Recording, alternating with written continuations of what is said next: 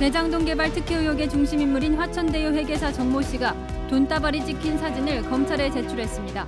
금품 로비 관련 진술서와 녹취록 10여 개도 함께 넘긴 것으로 전해졌습니다. 녹취록에 김만배, 유동규 등 핵심 인물들의 대화 내용이 담겨 큰 파장이 예상됩니다. 단독 보도합니다. 2015년 성남시가 작성한 보고서에 화천대유가 명시됐고 이재명 지사가 직접 서명까지 한 것으로 나타났습니다. 이 지사가 화천대유의 존재를 최근에 알았다고 주장한 것과 다른 정황이어서 논란이 일고 있습니다. 단독 보도합니다. 윤석열 전 검찰총장 부친의 집을 화천대유 최대 주주인 김만배 씨의 누나가 매입한 사실이 확인돼 논란입니다. 윤 전 총장 측은 매수자를 몰랐다고 밝혔지만 이재명 지사 측은 윤석열 게이트라며 맹공격했습니다. 일본 자민당 총재 선거에서 기시다 후미오 전 외상이 승리해 일본의 100대 총리로 취임하게 됐습니다. 2015년 한일 위안부 합의를 추진했던 인물입니다. 북한이 어제 발사한 미사일이 새로 개발한 극초음속 미사일이라고 밝혔습니다. 북한 주장대로 마하 5 속도의 극초음속 미사일이라면 평양에서 서울까지 1분 15초밖에 걸리지 않습니다. 국민지원금 수급 비율로 지역별 빈부격차가 확인됐습니다. 서울의 수급 비율은 74%였고 전남은 91%였습니다.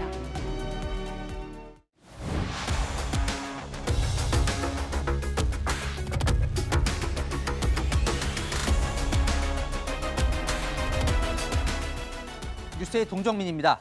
대장동 개발 특혜 의혹, 판도라의 상자가 열린 걸까요? 대장동 개발 사업의 전모를 꿰뚫고 있는 이 화천대유 측 회계사가 이 검찰 조사에서 금품 로비가 있었다고 폭로를 했습니다. 그러면서 진술을 뒷받침하는 사진도 검찰에 냈는데 저희 취재 결과 현금 뭉치가 찍혀 있었던 것으로 전해졌습니다. 누가 누구에게 준 돈인지도 짐작할 수 있는 내용이 담겨 있는 것으로 알려져 큰 파장이 예상되는데요. 자, 의혹만 무성했던 이 대장동 사업을 둘러싼 특혜와 대가, 그 전모가 드러날 수 있을지 저희가 집중 취재했습니다. 내부 관계자가 검찰에 무엇을 제출했는지 이은우 기자의 단독 보도로 오늘 뉴스 문을 엽니다. 화천대유 관계사 천화동인 5호의 실소유주인 회계사 정모 씨. 정 씨는 그제 검찰에서 참고인 신분으로 조사를 받았습니다. 지난 2009년부터 대장동 개발 사업에 참여했던 정 씨는 사업 전반을 꿰뚫고 있는 핵심 인물입니다. 정 씨는 사업 추진 과정에서 금품 로비가 이루어졌다는 내용의 진술서를 작성해 검찰에 제출한 것으로 파악됐습니다. 또 이를 뒷받침할 현금 다발 사진도 전한 것으로 알려졌습니다. 이 사진에는 현금이 건네진 경로를 파악할 수 있는 단서가 담긴 것으로 전해졌습니다. 정 씨는 사업 과정에서 확보한 녹취록 10여 개도 검찰에 넘겼습니다. 녹취록엔 화천대유 대주주인 김만배 씨와 유동규 전 성남도시개발공사 기획본부장 등의 대화 내용이 담겼습니다. 대화 내용 중에도 돈이 누구에게 흘러갔는지를 알 수 있는 정보와 주주들의 수익 배분에 대한 내용도 포함됐습니다. 검찰은 정 씨의 진술과 제출한 자료의 신빙성을 확인 중입니다. 정 씨는 직장에 출근하지 않고 외부 접촉을 피하고 있습니다. 출근 안 하고 있어요. 은퇴도 안 되세요? 검찰은 조만간 금융정보분석원에서 화천대유 관련 자금 흐름 자료를 넘겨받아 분석할 예정입니다. 또 화천대유와 천화동인 관계자들이 회사 돈을 빼돌려 금품 로비에 사용한 사실이 있는지 확인하기 위해 계좌 추적도 진행할 방침입니다. 채널A 뉴스 이은우입니다. 금품 로비 의혹까지 제기되면서 늑장 수사 우려가 제기됐던 검찰도 움직이기 시작했습니다. 화천대유와 천화동인 성남도시개발공사 사무실 유동규 전 기획본부장 자택까지 동시에 압수수색을 진행했는데요. 이 수사 상황은 김혜지 기자가 이어갑니다. 검사 16명 규모의 전담 수사팀을 꾸린 검찰은 하루 만에 압수수색을 벌였습니다. 고위공직자 범죄수사처와 경찰, 검찰이 모두 이 사건 관련 수사를 맡고 있었지만 강제 수사가 진행된 건 이번이 처음입니다. 압수수색 대상엔 성남도시개발공사 경영진 사무실과 화천대유, 대장동 개발 사업의 핵심 인물인 남욱 변호사 사무실 등이 포함됐습니다. 검찰은 이 사업의 설계자로 알려진 유동규 전 성남도시개발공사 기획본부장의 자택에서도 관련 자료를 확보했습니다. 또 유 전 본부장과 화천대유 관계자들을 출국 금지하고 해외에 머물고 있는 남욱 변호사는 입국 시 통보 조치했습니다.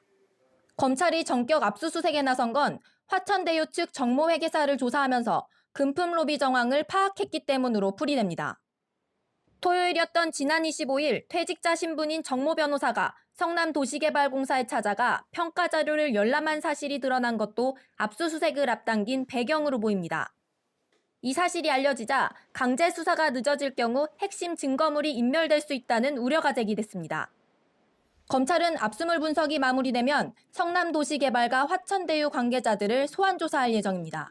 채널A 뉴스 김예지입니다. 이제 수사가 본격화되면 이 막대한 대장동 개발 수익이 어디로 갔는지 그 자금도 이제 추적을 하게 될 텐데요. 거액의 배당금을 챙긴 대장동 멤버들은 그 돈으로 빌딩 재테크를 하고 있었습니다. 이 전국 곳곳에서 알짜배기 부동산을 사들여 이 돈을 불리고 있는 그 현장을 정현우 기자가 취재했습니다. 서울 양천구의 주택. 화천대유 대주주 김만배 씨의 친누나인 김모 씨는 지난 2019년 이 집과 옆집을 차례로 사들였습니다. 당시는 성남애들이 대장동 개발 수익을 투자자들에게 배당하기 시작했던 때입니다. 김 씨는 천화동인 3호의 사내 이사이기도 합니다. 경매 사고 생각 원래 부자가던데 사람은. 김 씨는 인근의 다른 건물도 10여 년 전 사들여 거주 중인데 주민들 사이에선 부동산으로 큰 돈을 번 것으로 알려졌습니다. 연희동에 가지고 산다고 그러고. 연희동에 또 집이 있어. 천화동인 7호는 같은 시기 70억 원을 들여 부산 기장군 땅을 샀습니다. 2층짜리 건물이 올라갔는데 지금은 유명 커피 전문점이 입주했습니다. 남욱 변호사가 소유 중인 천화동인 4호는 서울 청담동 땅을 사들여 사옥을 신축했고 인근의 역삼동에선 건물 신축을 준비 중입니다. 올해 2월엔 강원 강릉시의 11,000제곱미터 부지를 20억 가까이 주고 매입했는데 대기업의 물류센터를 임대하는 사업을 준비 중인 것으로 알려졌습니다. 부동산 투자에 나선 건 실무진도 예외가 아니었습니다. 천화동인 4호 기획본부장 이모 씨는 대장동 개발사업 관계사 곳곳에 이름을 올리고 있는데 경기도 자택 외에 최근 제주도의 타운하우스를 구입했습니다. 여기는 대부분 다 학부모들이에요. 지금 수요가 너무 많아서 임대 물건이 거의 없다시피 해요. 이들의 부동산 구입 시기는 배당이 시작된 2019년 이후와 겹칩니다. 앞으로 수사에서 배당금으로 부동산을 구입했는지 여부도 가려질 전망입니다. 채널A 뉴스 정현우입니다. 이 대장동에서는 화천대유가 구매한 그 토지 위에 지어진 이 주택단지 분양 작업이 아직 진행 중입니다. 오늘부터 대장동 마지막 민간 분양 주택단지 계약이 시작됐는데요. 지난달 317대 1의 경쟁률을 뚫고 당첨된 이 예비 입주자들은 이 시끌벅적한 지금 상황을 어떻게 보고 있을까요? 그들의 목소리를 김호영 기자가 들어봤습니다. 대장동에 들어설 단지형 고급 연립주택을 분양하는 모델하우스. 오늘부터 당첨자 계약이 시작됐습니다. 코로나19 방역으로 예약자만 방문할 수 있어 한산하지만 청약 당시에는 292가구 모집에 9만 명이 몰릴 정도로 뜨거운 관심을 받았습니다. 화천대유가 수의 계약으로 받은 5개 블록 중 마지막 사업지구로 수사 착수 소식이 알려지면서 분양 당첨자 중 일부는 불안감을 보이기도 합니다. 내가 필요하게 뭐 불똥 튀는 거 아니냐. 얼굴에 이익을 좀 가져가는 민간 개발이니까 그런 식으로 하지 않았을까. 부동산 관련 인터넷 카페에서도 계약하기 찜찜하다는 내용의 글이 보입니다. 하지만 모델하우스에서 만난 대다수 입주 예정자들은 개의치 않는다는 반응을 보였습니다. 화천대유는 실질적으로 행사를 할 수 있는 그런 건 없다고 그러더라고요. 발전돼서 너무 좋은데 그냥 지금 대장지구에 입주하신 분들은 다 대박나는데. 화천대유는 시행 위탁사에 불과한 만큼 시공과 입주에는 큰 문제가 없다고 보는 겁니다. 화천대유와 천화동인은 3억 5천만 원을 투자해 대장동 프로젝트 사업자인 성남애들 지분 7%를 가지고 있는데 지난해까지 배당금으로 4천억, 분양 수익으로 2,300억을 벌었습니다. 화천대유는 검찰과 경찰의 동시 수사를 받으면서도 이번 분양으로 최소 수백억 원의 수익을 더 올릴 것으로 보입니다. 채널A 뉴스 김호영입니다. 대장동 의혹과 관련해 윤석열 전 검찰총장 이름도 등장했습니다. 이 화천대유 최대 주주인 김만배 씨의 누나가 2년 전에 윤 전 총장 부친의 단독주택을 구매한 사실이 알려지면서 논란인데요. 이 당시 서울중앙지검장이었던 윤 전 총장을 염두에 둔 뇌물성 계약 아니냐 이런 의혹이 제기된 겁니다. 이 거래를 중개했던 공인중개사는 양쪽 모두 서로 신분을 몰랐다며 이 거래 당시 상황을 설명했습니다. 안보경 기자입니다. 윤석열 전 검찰총장이 붙인 윤기중 연세대 명예교수가 서대문구 연희동 2층짜리 단독주택을 매물로 내놓았던 건 2019년 3월. 윤 교수가 고관절 수술을 받은 탓에 계단을 오르내릴 수 없어 아파트로 이사가기 위해서였다는 게 윤 전 총장의 설명입니다. 주택은 내놓은 지 한 달여 만에 중년 여성에게 19억 원에 팔렸는데 이 중년 여성은 천화동인 3호 사내이사이자 화천대유 대주주 김만배 씨의 누나인 김모 씨로 확인됐습니다. 윤 전 총장과 거래를 중개한 공인중개사 A씨는 거래 당시 상대방의 신분을 서로 몰랐다고 주장했습니다. 그러면서 김 씨는 2019년 초부터 연희동 일대에 단독주택을 보러 다녔다면서 그러던 중 윤 교수 집이 매물로 나와 보라고 소개했다고 밝혔습니다. 김 씨가 개를 키워 단독주택을 원했다는 김 씨의 매입 배경도 설명했습니다. 또 다른 인근 부동산 관계자는 주변 시세보다 조금 낮은 가격으로 집을 내놨다고 말했습니다. 한 달 정도 이렇게 소개했는데 잘 안 돼서 갑자기 이제 가격을 20억 아래로도 가능하다 이래가지고 이제 주변 부동산들이 그럼 가격이 괜찮네. 윤 전 총장 측은 뇌물성 거래 가능성 등을 보도한 유튜브 채널 열린공감TV에 대해 공직선거법 위반 혐의로 형사 고발하기로 했습니다. 채널A 뉴스 안보겸입니다. 윤석열 전 총장 이름이 등장하자 정치권은 종일 시끄러웠습니다. 이재명 경기지사 측은 우연이라기엔 번개 맞는 것보다 낮은 확률이라며 윤석열 게이트라고 맹공격했고 윤석열 전 총장 측은 이 부친의 집 매매 계약서까지 공개하며 전면 반박한 뒤에 이재명 지사의 특검 수용을 촉구했습니다. 최수영 기자입니다.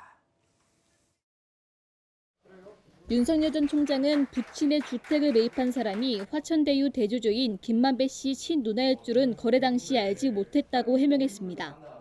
거래 자체도 문제될 게 전혀 없는 공인중개사를 통한 정상적 거래였다고 강조했습니다.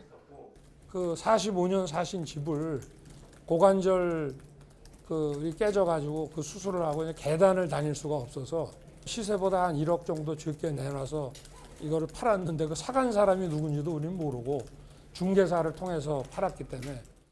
당시 부동산 매매 계약서와 지급 영수증, 통장 계좌까지 공개했습니다. 그러면서 특검 거부는 범죄 연루에 대한 자인이라며 이 지사를 향해 특검부터 수용하라고 압박했습니다. 검찰이 지금까지 친여 인사에 대한 수사를 제대로 한 적이 없잖아요. 그러니까 특검을 통해서 최종적인 진상규명을 하는 것이 맞는데 이재명 경기지사는 윤 전 총장의 특검 주장에 대해 시간을 끄자는 말이라며 수사가 먼저라고 맞섰습니다.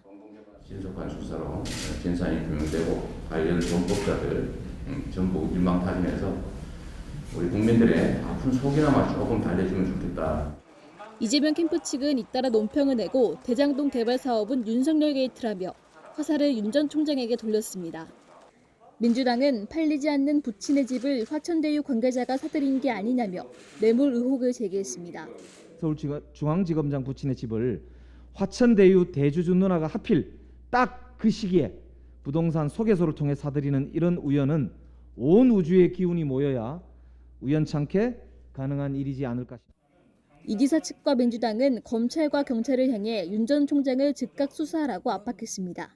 채널A 뉴스 최선입니다. 위리 안치라는 이 조선시대 형벌을 아십니까? 귀양 보낸 죄인을 울타리로 가두는 형벌인데요. 이재명 지사가 자신을 공격하는 국민의힘 지도부를 향해 위리 안치 시키겠다며 몰아세웠습니다. 그러자 이준석 국민의힘 대표도 이 지사의 추악한 가면을 찢어버리겠다고 맞섰는데요. 이 사생결단식 공방이 극한 감정 대립으로 치닫고 있습니다. 김철웅 기자입니다. 국민의힘 지도부를 향한 이재명 경기지사의 발언이 거칠어지고 있습니다. 이준석 국민의힘 현재 대표는 몸통은 이재명이 다 설계하고 다 이재명이 만든 거야 이렇게 얘기한 국민을 속인 죄를 물어서 봉고 파직하도록 하겠습니다. 곽상도의 자녀가 그 31살 된 분이 250만 원 월급 받다가 6년 근무했다고 퇴직금 명목으로 50억을 받았는데 이 사실 이미 알고 있었으면서 남극 쪽에 있는 섬으로 위리안시 하도록 하겠습니다. 봉고 파직은 부정한 관리를 파면해 공직 업무를 못하게 한다는 뜻이고 김기현 국민의힘 원내대표를 겨냥한 위리안치는 외딴 곳에 귀양 보낸 죄인을 도망가지 못하게 가둔다는 고사성어입니다. 국민의힘이 대장동 의혹의 몸통은 이재명이라고 공세하자 절대 권력자라고 생각하면 내 지시대로 이행하라고 맞불을 놓은 겁니다. 국민의힘 지도부도 막말 대잔치에 섬뜩함을 느낀다며 가만히 있지 않았습니다. 정상적인 사고 지도자가 아니라 위리안치 갔다가 또 제가 빠삐용처럼 탈출해서 오도록 하겠습니다. 인성과 개념부터 챙기셔야 될 것 같습니다. 이준석 대표도 이재명 지사가 입 험한 것은 다 아는 사실이다면서 이 지사의 추악한 가면을 확 찢어놓겠다고 경고했습니다. 국민의힘은 의원총회에서도 특검을 거부하는 자가 범인이라는 피켓 시위를 하며 이 지사에 대한 압박을 이어갔습니다. 채널A 뉴스 김철웅입니다. 이재명 경기지사는 이 대장동 개발 특혜 의혹과 무관함을 주장하면서 화천대유라는 이 존재조차 최근 재판에서나 알았다고 해명을 해왔는데요. 이 지사가 성남시장이었던 6년 전 화천대유가 등장하는 내부 보고서에 직접 결재 서명을 한 것으로 확인됐습니다. 최선 기자의 단독 보도입니다. 지난 2015년 9월 성남시가 작성한 성남 대장동 제1공단 결합 도시개발사업 용역비 환수계획 검토 보고입니다. 성남의 뜰이 사업 시행자로 선정된 이후 그때까지 들어간 용역비 7억 1,900여만 원을 사업 시행자에게 부담시킬 수 있다고 검토한 내용입니다. 변호사들의 자문 의견서가 첨부됐는데 여기에는 참여사 중 하나로 자산관리회사 화천대유가 명시돼 있습니다. 당시 이재명 성남시장은 이 같은 보고서에 최종 결재 사인을 했습니다. 하지만 이 지사는 최근 화천대유 논란이 불거지자 이전에는 들어보지 못한 업체라고 해명했습니다. 그 사람들이 예를 들면 자산관리회사를 만들었다는 사실은 전 최근에 알았어요. 재판할 때 알았는데 갑자기 무슨 화천대유 이런 회사가 나오고 지금 뭐냐고 제가 물어봤습니다. 2018년부터 2020년까지 진행된 공직선거법 위반 혐의 관련 재판에서는 대장동 개발업적 과장 여부도 다뤄졌는데 무죄가 선고됐습니다. 이 지사 캠프 측은 이 지사 입장에서는 하나은행 컨소시엄을 중요하게 봤을 것이라며 지분 1%인 화천대유까지 유의해서 보지는 못했을 것이라고 해명했습니다. 채널A 뉴스 최선입니다. 드디어 검찰이 움직이기 시작했습니다. 사회부 박건영 기자 나왔습니다. 자, 박 기자, 이 검찰 수사가 미온적이라고 저희가 어제 이제 지적한 적이 있는데 오늘 일단 칼을 뽑았네요. 네, 검찰이 대장동 개발 특혜 의혹 사건 전담 수사팀을 꾸린 게 어제거든요. 이 전담팀 출범 하루 만에 화천대유와 천화동인 또 성남도시개발공사 등에 대한 동시다발 압수수색에 나서며 강제 수사에 들어간 겁니다.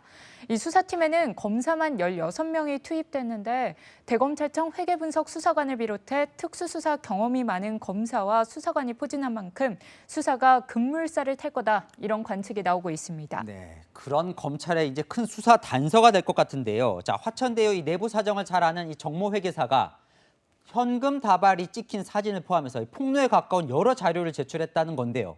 무슨 자료를 제출했습니까? 네, 그제 검찰에서 참고인 신분으로 정 회계사가 밤샘 조사를 받게 됐는데요. 이 과정에서 중요 진술과 자료를 쏟아냈다는 걸로 전해집니다. 우선 금품 로비 정황이 담긴 녹취록은 물론이고요. 이 현금 다발과 그 돈의 전달처를 파악할 단서가 찍힌 사진, 그리고 화천대유의 수익 배분 관련 자료까지 제출한 걸로 알려졌습니다. 이 화천대유의 사업자 선정 과정이나 자금 흐름까지 알 수 있는 자료가 포함됐다면 앞으로 수사에서 핵심 물증이 될 수도 있습니다.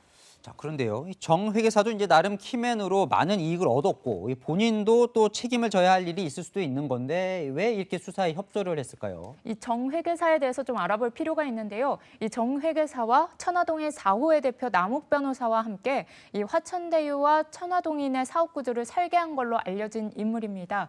이 두 사람은 2015년에도 대장동 지구를 민간 개발하기 위해서 로비를 벌인 혐의로 수사 대상이 됐던 이력도 있습니다. 남 변호사는 현재 해외에서 체류하고 있죠. 이 정 회계사가 자신의 책임이 커지고 있다, 이런 걸 우려해서 수사에 협조하기로 마음먹었을 가능성이 있고요. 또 다른 가능성은 수익 배분을 놓고 동업자들과 갈등 때문에 돌아섰을 가능성도 제기되고 있습니다. 사실 어제 저희가 이제 증거 인멸이 우려되는 이 수상한 열람 소식도 이제 전해드렸는데 검찰 수사가 늦었다, 이런 지적이 계속 있어왔죠. 네, 사실 의혹 제기가 된 지 한 달 만에 검찰에서 이제 압수수색에 나선 거고요. 네. 지난 주말에 성남도시개발공사의 팀장을 지내고 지난 2월에 퇴직한 정모 변호사가 당시 대장동 사업자 선정 평가 자료 등을 열람한 사실이 드러나기도 했고요. 이 증거 인멸이나 오염 가능성이 제기되는 상황에서 검찰도 강제 수사를 마냥 미룰 수는 없었을 겁니다. 네, 야당에서는 이런 우려도 합니다. 이제 추미애 박범계 장관이 인사한 지금 검찰이 공정하게 수사를 하겠냐. 그래서 이제 특검을 해야 한다, 이렇게 주장을 하는데 어떻게 봐야 합니까, 이건? 네, 여당에서는 현재 중진인 이상민 의원 정도만 특별검사 임명을 지금 찬성하고 있고요. 야당 등이 근데 특검이 필요하다, 이렇게 주장하는 이유도 있죠. 이 사건을 맡은 서울중앙지검 지휘부의 면면을 들어서 수사 공정성을 우려하고 있기 때문인데요. 보시면요, 이정수 서울중앙지검장, 추미애 법무장관 시절에 검사장에 발탁됐고 법무부 검찰국장까지 지낸 인물입니다. 또 김태훈 전담 수사팀장은 윤석열 전 검찰총장 징계 과정에 관여했던 인물입니다. 이 특검을 하면 현재 전담 수사팀의 수사가 나중에 재검증 받는 상황이 생길 수 있다는 점에 주목할 필요가 있는데요. 내년 대선을 앞두고 수사가 어느 한쪽으로만 이뤄질 경우에 자칫 또 다른 정치적 후폭풍이 생길 수 있다는 겁니다.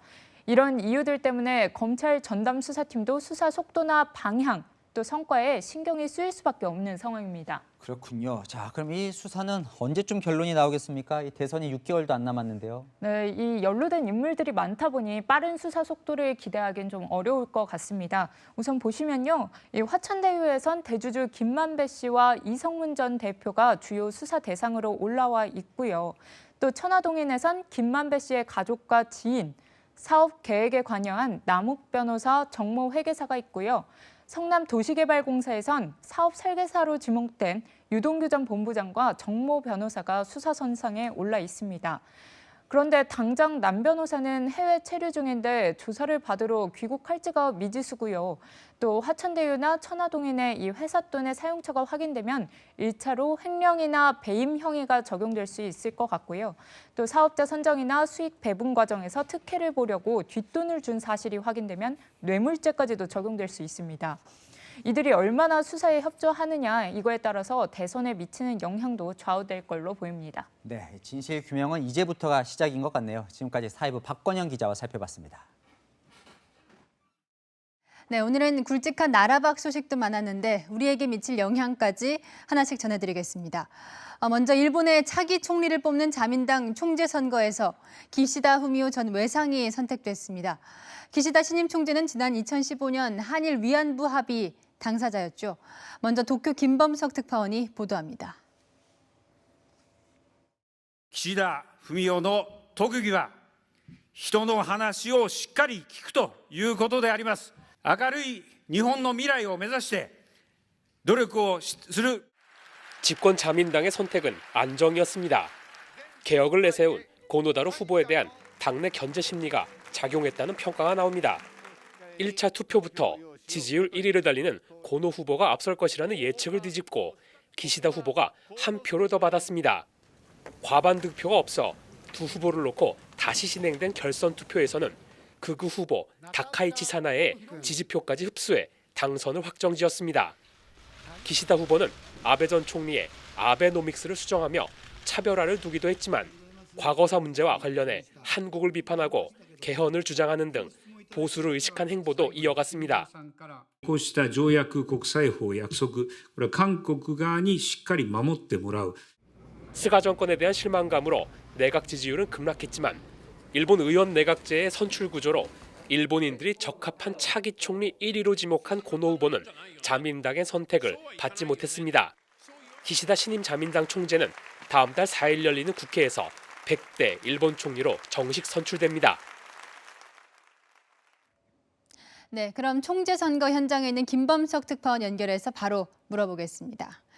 자, 김범석 특파원, 기시다 총재는 어떤 스타일의 인물이고 한일 관계를 어떻게 풀어나갈지 이 부분은 어떻게 예상됩니까?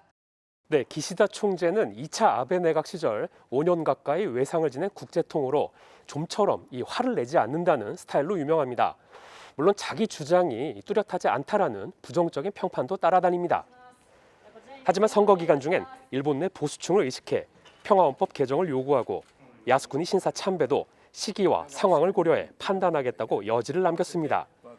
보수파 지지로 총재가 된 만큼 기시다 정권은 아베나 스가 내각과 크게 다르지 않을 것이란 전망이 나오고 있습니다. 기시다 총재는 2015년 한일 위안부 합의의 주역인데요. 지난해 출간한 자서전에서 합의를 깬 문재인 정부에 대해 솔직히 화가 난다며 비판하기도 했습니다. 이어 박근혜 정권의 상당수 간부들이 감옥에 갔다. 한국에선 국민정서법이 법보다 더 중요하다라고도 했습니다. 기시다는 지역구가 히로시마라 북핵 문제에 완강한 편인데요. 이걸 계기로 한일 협력이 가능할 것이라는 해석도 있습니다. 기본적으로 외교관계의 중요성을 잘 알고 있고 한국의 국가 이익에 도움이 된다는 그런 측면도 잘 인식하고 있기 때문에 좋은 전환점이 되지 않겠는가. 자민당 내부에선 현재 한국의 대선에 큰 관심을 갖고 있습니다. 今動くとはちょっと思えないけど、新しい新大統領はもう来年早々ですから決まれば何らかの動きが出てくるんじゃないでしょうかね。 당장 역사 문제나 강제징용 배상 문제 등에서 한일 간 이견이 커서 정상회담 개최 가능성은 낮지만 내년부터는 관계 개선의 여지가 있다. 제가 취재해본 한일 외교가의 공통된 시각입니다. 지금까지 도쿄에서 채널A 뉴스 김범석입니다. 미국은 3주 안에 국가 부도 상태에 들어갈 수 있다는 경고가 나오며 전 세계 금융시장이 휘청이고 있습니다. 의회에서 정부 부채 한도 조정에 제동을 걸며 정부 현금이 바닥날 위기인데 부도까지 간 일은 지금까지 유례가 없어서 그 파장을 예측하기도 어렵습니다. 워싱턴 유승진 특파원입니다. 제닛 옐런 미 재무장관은 의회가 부채 한도를 조정하지 않으면 다음 달 18일 채무 불이행이 현실화될 수 있다고 경고했습니다. America would default for the first time in history, and our country would likely face a financial crisis and economic recession as a result. 연방정부의 부채 한도를 법으로 정하는 의회는 2년 전 22조 달러로 올렸습니다.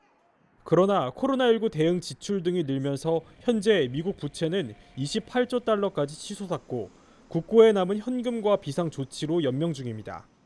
하원은 내년 12월까지 부채 한도를 유예하는 법안을 통과시켰지만 상원의 절반을 차지하는 공화당이 제동을 걸었습니다. 바이든 미 대통령의 역점 사업인 3조 5천억 달러 규모의 복지 예산 철회나 양보를 요구한 겁니다. 부채 규모를 늘리지 못해 정부가 보유한 현금이 바닥나면 국가 부도 사태로 이어집니다. The consequences of a default would be, in the words of Secretary Yellen, catastrophic.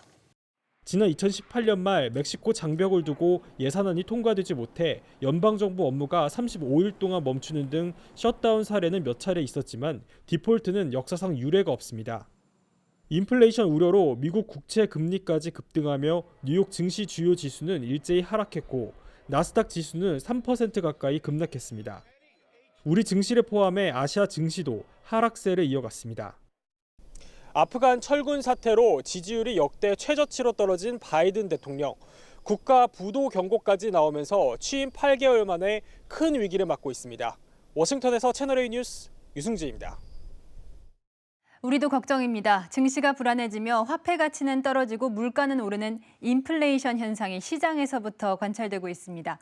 장바구니 물가뿐만 아니라 편의점 물가, 공공요금 물가까지 줄줄이 오르자 정부가 일단 공공요금은 잡고 나섰습니다. 박정석 기자가 보도합니다. 이제 편의점 진열대에 마음 놓고 손 뻗는 것도 주저하게 생겼습니다. 탄산음료, 과실음료 등 편의점에서 쉽게 접할 수 있는 음료들인데요. 다음 달부터 줄줄이 가격이 인상됩니다. 5.3%에서 많게는 10%까지 오르는데 업계는 페트와 알루미늄 같은 원부자재 가격이 올라 어쩔 수 없다는 입장입니다. 우유값도 다음 달부터 5% 오르고 빵과 과자 등도 줄줄이 인상됩니다. 장바구니 물가는 반년 넘게 고공행진 중인 가운데 잠깐 떨어졌던 기름값도 다시 오름세로 돌아섰습니다. 국제유가 급등으로 연료비 부담이 커지자 전기요금은 8년 만에 인상을 결정했고 도시가스는 물론 대중교통요금도 인상 압력을 받았습니다. 월급 빼곤 안 오르는 게 없는데 자칫 화폐 가치는 떨어지고 물가는 일제히 올라 경제 엔진마저 꺼뜨리는 인플레이션 우려마저 나오는 상황입니다. 실제로 연간 물가 상승률 2%로 2011년 이후 최고치를 찍을 수 있다는 전망까지 나오자 정부는 이미 결정된 것은 제외한 나머지 공공요금은 연말까지 최대한 동결하겠다고 밝혔습니다. 가스요금과 상하수도, 쓰레기 봉투, 열차와 도로통행료, 시외버스 요금 등은 공기업 지자체와 협의해 못 올리도록 찍어 누르겠다는 겁니다.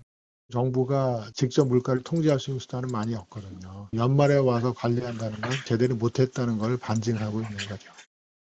하지만 국민지원금과 카드 캐시백 등으로 시중에 또 돈을 푼 만큼 물가 잡기는 힘들 것이란 지적도 나옵니다.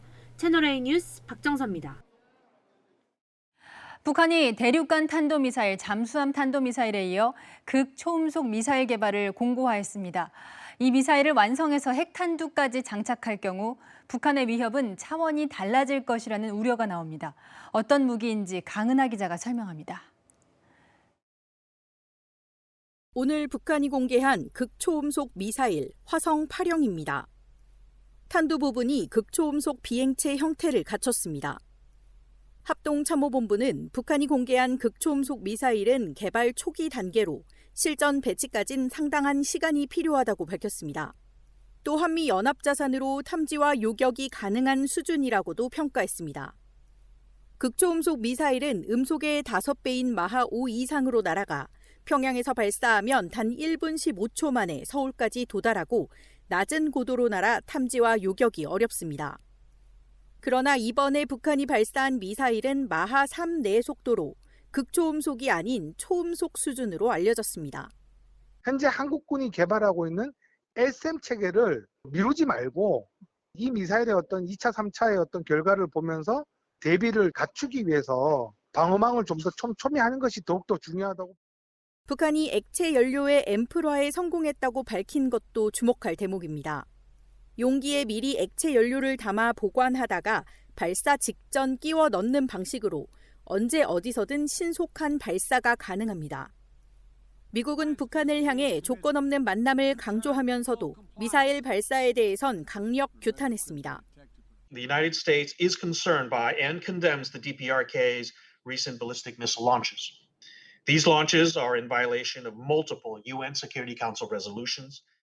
김정은 국무위원장은 이달 들어 3차례 있었던 미사일 시험 발사 현장에 한 번도 참석하지 않았습니다. 채널A 뉴스 강은하입니다. 보신 것처럼 국제사회에서도 규탄이 나오고 있지만 청와대는 더 분석해야 한다며 유감 표명에 그치고 있습니다. 문재인 대통령이 제안한 종전선언을 임기 내에 완수하기 위해 남북관계에 최대한 찬물을 끼얹지 않으려는 의도로 분석됩니다. 이어서 이현수 기자입니다. 북한이 어제 발사한 미사일은 신형 극초음속 미사일이라고 밝혔지만 청와대는 여전히 신중한 태도입니다. 북한의 행동에는 늘 여러 가지 중의적 의미들이 다 있습니다. 북한의 의도가 무엇인지를 정확하게 파악하도록 좀 그렇게 노력을 하고 있는 중입니다. 청와대 관계자는 이번 미사일이 유엔 안전보장이사회가 금지한 탄도미사일에 포함되는지는 더 분석해야 한다고 밝혔습니다. 앞서 종전선언 제안을 좋은 발상이라고 한 김여정 노동당 부부장 담화에 화답한 것과 대조적입니다. 대화의 여지를 좀 능동적으로 보여주는 것이 아닌가 이렇게. 문 대통령이 유엔 총회 연설에서 제안한 종전선언을 성사시키기 위해 최대한 북한을 자극하지 않겠다는 뜻으로 해석됩니다. 정부 관계자는 청와대와 외교안보 라인은 임기 내 종전선언 실현에 다걸기하는 분위기라고 전했습니다. 청와대는 내년 2월 동계올림픽이 열리는 중국 베이징에서 남북미 또는 남북미중 정상이 함께 종전선언을 하는 방안을 추진하고 있습니다. 채널A 뉴스 이현수입니다.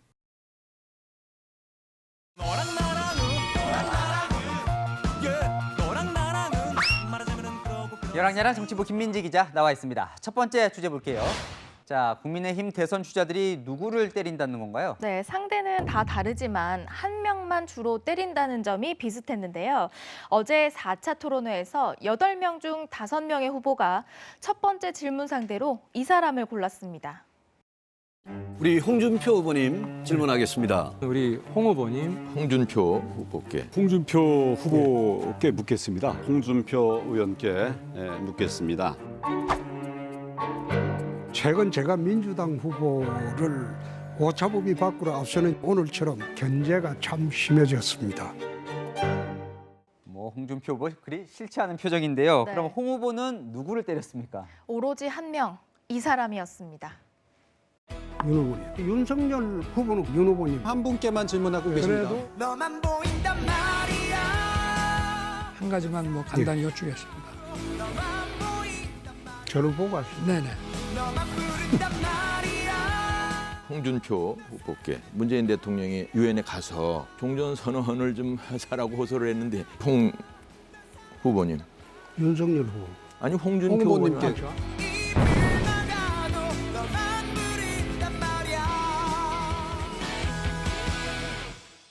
네, 홍 후보는 윤 후보가 문재인 정권 인사들을 데려와서 대북 정책을 만들었다면서 문서결이라는 표현을 쓰기도 했습니다. 네, 목표가 명확하군요. 자, 윤석열 후보도 한 명만 때렸습니까? 네, 어제 토론회장에는 없었던 이 후보를 공격했습니다. 대장동 게이트와 관련해서 대장동 이 개발 비리는 그 이재명 지사, 은수미 시장의 직위 유지가 관건입니다. 네, 윤 후보는 오늘도 이재명 지사를 향해서 특검을 수용하라며 공세를 이어갔는데요. 주자마다 점 찍은 경쟁자가 있는 것 같죠? 네, 다음 주제 보겠습니다. 자, 명추 대 낙용, 민주당 대선 주자들 편이 딱 나눠졌네요. 네, 대장동 의혹을 보는 시각이요. 이재명, 추미애 후보와 이낙연, 박용진 후보가 달랐는데요. 먼저 낙용 이야기부터 들어보시죠. 그 썩은 악취가 진동을 하고요. 정관계 로비, 부패 아수라장이라고 저는 생각을 합니다. 불법 관련들 싹 다 잡아들여야 되는 것 아니냐. 완전히 견해가 같습니다. 저도 큰 충격을 받고 있고요. 복마전 같은 느낌이 들었습니다. 대장동 의혹이 심각한 문제라는데 이 죽이 잘 맞네요. 네, 이재명, 추미애, 그러니까 명추 쪽도요. 손발이 착착 맞았습니다. 사실은 국민의힘 쪽을 의심해야 되는데 우리 아내도 저를 자꾸 공격하고 의심하는 부분인데 이미 국민의힘 게이트라는 것이 하나씩 둘씩 들여다보고 있는 것이고요. 무죄 취지의 의견서를 연구관이 써냈다. 이게 말이 되는 소리입니까? 뭔가를 좀 건덕지를 찾으려고 하는 억지 논리 아닐까. 그러니까 이 추미애 후보는 이재명 후보와 손발을 맞추면서 2등인 이낙연 후보를 이렇게 떨어뜨리겠다. 이 전략이 확실한 것 같아요. 네, 어제도 추 후보는요. 이낙연 후보를 매섭게 몰아쳤습니다. 국민의힘과 쿵짝이 되셔서 이재명 게이트로 몰아가려는 시도가 있었습니다. 왜 추 후보님은 저한테 내부 총질을 그렇게 많이 하십니까? 야당의 논리를 끌고 와서 우리 후보를 저격한다거나 저를 공격하시지 않습니까? 그렇다고 추미애 후보만큼 이 이낙연 후보가 강하게 맞받아치는 것도 아닌 것 같아요. 네, 물론 추 후보의 공격을 받는 건 부담이지만요. 결선 투표로 가는 데 있어서는 추 후보가 필요하기도 합니다. 혹시라도 중도 사퇴를 할 경우에 그 표심이 이재명 후보에게 갈까 우려하는 건데요. 추미애 후보, 이낙연 후보에게는 가까우면서도 먼 존재가 아닐까 싶네요. 누구와 편을 먹고 누구를 공격할지 따지느라 여야 후보 모두 머리가 아플 것 같습니다. 야랑야랑이었습니다. 네, 정부가 다음 달 고령층과 의료진을 대상으로 코로나 백신 추가 접종, 부스터샷을 시작한다고 전해드렸습니다. 문재인 대통령 부부도 부스터샷 접종을 검토 중입니다. 장원재 기자입니다. 문재인 대통령이 최근 코로나19 백신 추가 접종, 일명 부스터샷을 맞겠다고 해 청와대가 시기, 방식 등에 대한 검토에 들어갔습니다. 문 대통령은 최근 참모들에게 백신 접종률을 올리는 데 도움이 된다면 조기에 부스터샷을 맞겠다고 밝힌 것으로 전해졌습니다. 질병관리청에 따르면 접종 후 6개월이 지난 60세 이상 고령층은 다음 달 5일부터 예약해 25일부터 부스터샷을 맞을 수 있습니다. 문 대통령 내외는 지난 4월 말 아스트라제네카 접종을 마쳤습니다. 정부 관계자는 문 대통령 내외가 10월 말 G20 정상회의 순방 전후에 접종하는 방안을 검토 중이라고 밝혔습니다. 청와대는 대통령 내외의 공개 접종이 백신에 대한 일각의 거부감을 완화할 것으로 기대하고 있습니다. 조 바이든 미국 대통령도 현지 시간으로 지난 27일 부스터샷을 공개 접종했습니다. 국내에서 아직 백신을 맞지 않은 미접종자는 590만 명가량인데 지난 18일부터 어제까지 접종을 사전 예약한 사람은 그중 6.1%에 불과합니다. 정부는 미예약자를 줄이기 위해 총력을 쏟고 있습니다. 정부는 백신 접종 속도를 가속화하여 접종률을 더욱 높여야 할 것입니다. 국민들께서도 방역과 접종에 적극적인 참여와 협조를 당부드립니다. 정부는 다음 달까지 전체의 70%, 성인의 80%, 고령층의 90%를 접종하고 위드 코로나로 일상 회복에 나선다는 방침입니다. 채널A 뉴스 장원재입니다. 얼마 전 국민의 88%에게 지급한 코로나 상생 국민지원금. 받은 사람도 못 받은 사람도 불만이 생겨서 국민을 반으로 가른다는 논란이 일었죠. 이 지원금 지급 여부로 지역별 격차도 고스란히 드러나게 됐습니다. 서울이 가장 적게 받고 전남이 가장 많이 받았습니다. 박지혜 기자입니다. 소득 하위 88%에게 주겠다던 코로나 상생 국민지원금. 하지만 전 국민 기준으론 84%가 실제 지급 대상입니다. 전 가구 기준으로 88% 정도가 되겠습니다. 사람 기준으로 뽑아보면 지금 의원님 말씀하신 대로 한 84% 정도 되는 걸로 그렇게 저도 보고를 받았습니다. 하지만 1인당 25만 원을 받는 88%와 못 받는 12%를 놓고 계급표가 나돌 만큼 논란이 컸습니다. 지역별로도 소득 하위 88%가 많은 곳과 적은 곳이 확연히 드러나면서 지역 감정에도 불을 지피고 있습니다. 서울의 경우 전체 인구 955만 명 중 74%인 710만 명이 지급 대상인 반면 전남은 전체 인구의 91%가 지급 대상으로 상당한 격차를 보였습니다. 수도권인 경기도와 공업도시 울산은 소득 수준이 높아 지급 비율이 서울 다음으로 낮았고 상대적으로 산업 생산시설이 적은 전북과 경북 등은 지급률이 90% 안팎으로 높았습니다. 소득의 분포는요, 지역의 어떤 물가 사정, 소득 사정에 연계돼서 결정되는 것이기 때문에 일률적으로 소득 기준을 하다 보니까 불만이 되는 그런 요인으로 작용하고 있다고 저는 보고 있습니다. 국민지원금 때문에 빈부 격차에 아픔을 느끼기도 했다는 하소연이 나오는 가운데 경기도와 충남 등은 100% 지급을 결정한 상황. 경기도는 이번 주 금요일부터 제외 인원 18%에 대한 지원금 지급 신청을 받습니다. 채널A 뉴스 박지혜입니다. 층간소음 문제로 윗집 이웃들을 흉기로 살해한 30대 남성이 구속됐습니다. 피해자들에게 끝까지 사과 한마디 없었습니다. 공국진 기자입니다. 모자와 마스크로 얼굴을 가린 남성이 호송 차량에서 내립니다. 위층에 사는 일가족에게 흉기를 휘두른 34살 정모 씨입니다. 취재진 질문엔 아무 답도 하지 않았습니다. 범행 동기가 뭔가요? 피해 가족들한테 미안하지 않으세요? 법원은 증거인멸과 도주 우려가 있다며 영장을 발부했습니다. 정 씨는 그제 새벽 위층에 사는 가족 4명에게 흉기를 휘둘러 30대 부부를 숨지게 하고 60대 부모엔 중상을 입힌 혐의를 받고 있습니다. 당시 술을 마시거나 약을 먹은 상태가 아니었고 정신과 치료 병력도 없는 것으로 파악됐습니다. 경찰 조사에선 층간소음으로 갈등을 빚다 우발적으로 범행을 저질렀다고 주장하고 있습니다. 아파트 주민들은 지금껏 층간소음 문제가 거의 없었다며 정 씨가 너무 민감하게 반응한 것 같다고 말합니다. 애기가 좀 뛰면 약간 소리는 나도 샤워 소리가 한 소리 안 나요. 진짜 그건 아니야. 소리 들리고 이런 거 없어. 견디만 한데 밑에서 너무 예민해서 뭐 그랬을 수도 있고 이제 조금 이해하고 좀 내려가고 있으면은. 경찰은 정 씨가 흉기를 석 달 전 미리 구입하고 흉기를 소지한 채 위층으로 올라간 점 등을 감안해 계획 범죄 가능성도 배제하지 않고 있습니다. 프로파일러 2명을 투입해 정 씨의 범행 동기와 심리 상태를 파악하는 데 주력하고 있습니다. 하지만 정 씨가 변호사 없이는 진술을 거부하는 등 수사에 비협조적이어서 어려움을 겪는 것으로 전해졌습니다. 채널A 뉴스 공진입니다.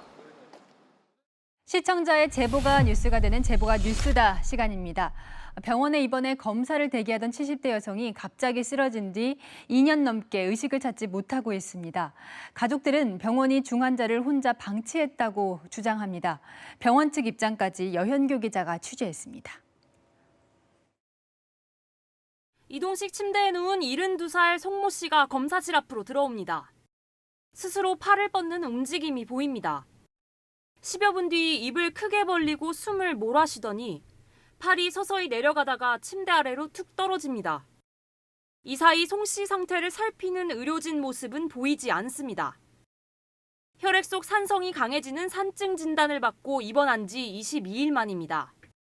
일주일 전 호흡부전으로 중환자실에 옮겨졌지만 중환자실에서 나와 검사를 기다리다 심정지가 온 겁니다. 이후 송 씨는 2년 넘게 깨어나지 못하고 있습니다. 가족들은 사고 당일에도 말을 걸 정도로 환자의식이 또렷했다고 말합니다. 엄마 다 낫고 퇴원할 수 있어라고 얘기하고 내일 올게 하고 그날 헤어진 거였거든요. 잊어버릴 수가 없어요. 2019년 5월 10일 날짜를. 가족은 환자를 방치해 일어난 의료사고라고 주장합니다. 20여 분이 방치되시면서 숨을 못 쉬고 이렇게 꼴가닥 넘어가는 걸 봤어요. 병원 측은 방치하지 않았다고 반박합니다. 검사실로 내려온 송 씨를 CCTV로 지켜봤고 심정지를 발견한 즉시 심폐소생술도 했다는 겁니다. 하지만 이 사건을 조사한 한국의료분쟁조정중재원은 관찰이 필요한 중증 환자의 감시 공백이 있었다는 감정 결과를 내놨습니다. 송 씨 가족은 병원에 사과를 요구하며 손해배상 소송을 2년 넘게 이어가고 있습니다. 저희 엄마한테 죄송하다고 얘기 좀 해주셨으면 좋겠어요. 법원의 첫 판단은 다음 달 나올 예정입니다. 채널A 뉴스 여영규입니다.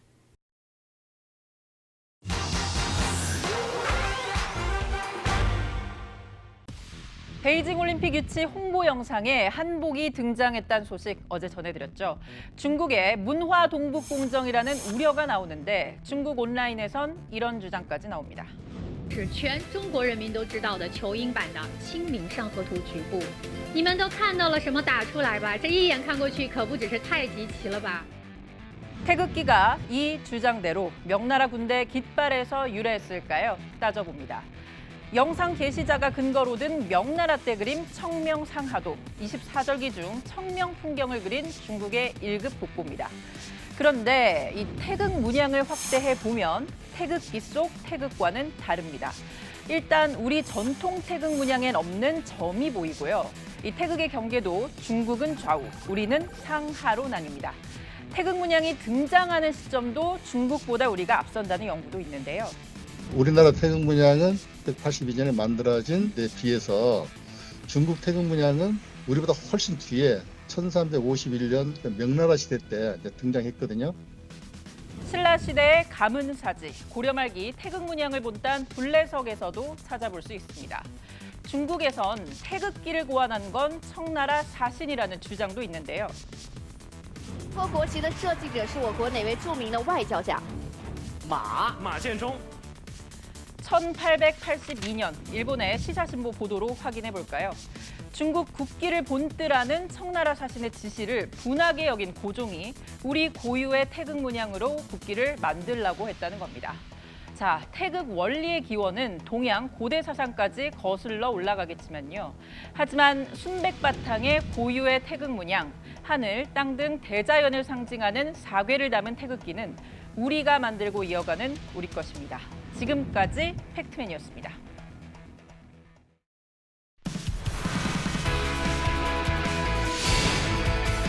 안녕하세요. 스포츠 뉴스입니다. 베이징 동계올림픽이 이제 5달도 채 남지 않았는데요. 한국 썰매 간판이죠. 아이언맨 윤성빈이 올림픽 2연패를 향해 굵은 땀을 흘리고 있습니다. 정윤철 기자입니다. 평창 동계올림픽 스켈레톤에서 한국 썰매 사상 최초의 금메달을 목에 건 윤성빈. 내년 베이징에서 올림픽 2연패를 달성하기 위해 다시 한번 아이언맨 헬멧을 쓰고 질주를 시작합니다. 윤성빈은 다음 주 올림픽이 열리는 옌칭 슬라이딩 센터에서 트랙 적응 훈련에 돌입합니다. 중국 선수들은 300번 넘게 트랙 훈련을 한 것으로 알려졌지만 우리 선수들은 영상 분석에만 의존해 왔습니다. 영상으로 100번 보는 것보다 가서 한 번 타는 게 더 효율적이기 때문에. 지난 시즌 윤성빈은 코로나19 여파로 국제대회에 많이 참가하지 못했고 월드컵 2회 입상에 그쳤습니다. 썰매 선수들의 성적은 사실상 여름에 결정납니다. 윤성빈은 하루 최대 5시간의 훈련으로 상하체 근력을 고루 키웠습니다. 평창 슬라이딩 센터의 얼음 상태가 완벽하지 못해 드라이빙 훈련을 충분히 못했지만 개의치 않았습니다. 저는 그냥 상황에 맞게 최선을 다해서 준비하는 게 맞다고 생각합니다. 후회 없도록 즐기고 오는 게 목표로. 윤성빈은 한 달여의 중국 훈련을 마친 뒤 유럽에서 열리는 월드컵에 참가합니다. 채널A 뉴스 정희철입니다. 요란한 가을비가 한바탕 쏟아진 하루였습니다. 중부지방의 비는 대부분 잦아들었지만 밤사이 남부지방엔 세찬 비가 예보돼 있는데요. 내일 오전까지 전남 동부 남해안과 경남 남해안에 100mm 이상, 충청 남부와 남부지방 또 제주에는 최고 70mm 정도 더 오겠습니다. 특히 내일 새벽까지 남부에는 시간당 50mm의 매우 강한 비가 집중될 텐데요. 이 정도면 양동이로 물을 퍼붓는 수준입니다. 안전사고에 조심하셔야겠습니다. 내일 오전 비가 그치면 다시 파란 하늘이 고개를 내밀겠습니다. 따가운 가을볕이 내리쬐면서 오늘 21도에 머문 서울의 기온이 한낮에 28도까지 껑충 뛰겠고요. 대전과 대구도 한낮에 28도로 낮더위가 기승을 부리겠습니다. 일교차에도 유의하시기 바랍니다. 개천절 연휴까지 비 소식 없이 완연한 가을 날씨가 이어질 전망입니다. 날씨였습니다. 지나가다가 저런 빌딩 한 채 있으면 얼마나 좋을까 생각해 보신 적 없으십니까? 내 꿈이 건물주라는 우스갯소리도 하는데 그 꿈을 너무나 쉽게 이룬 사람들, 바로 대장동 패밀리입니다. 대장동 개발에서 번 돈으로 전국 곳곳에 건물을 샀다죠. 또 다른 먹잇감은 없나 다른 개발 예정지에 기웃거린 흔적도 나옵니다. 수사가 이제 시작이 됐죠. 집 한 채 마련이 평생 꿈인 무주택자, 월세 걱정에 매달 잠 못 자는 자영업자 생각하면 이들의 돈잔치 이제라도 끝내야 하지 않겠습니까? 오늘의 한마디, 로또 줍줍한 대장동 패밀리로 하겠습니다. 오늘 뉴스 여기까지입니다. 내일도 뉴스입니다.